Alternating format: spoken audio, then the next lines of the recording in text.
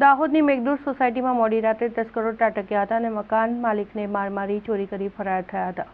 દાહોદ શહેરના ચાકલિયા રોડ સ્થિત મેઘદૂત સોસાયટીમાં મધરાત્રે 7 જેટલા તસ્કરો ત્રાટક્યા હતા, જેમાંથી 3 જણા સોસાયટીમાં વોચ રાખી રહ્યા હતા અને આસપાસના મકાનોમાં બહારથી બંધ કરી રહ્યા હતા, જ્યારે 4 તસ્કરોએ સંકેત શાહના મકાનની બારીની ગ્રીલ કાપી અંદર પ્રવેશ કર્યો હતો. સંકેત જાકી જતા પ્રતિકારક કરતા હથોડા વડે માથાના ભાગે હુમલો કરતા સંકેતભાઈને માથાના ઈજાઓ પહોંચી હતી.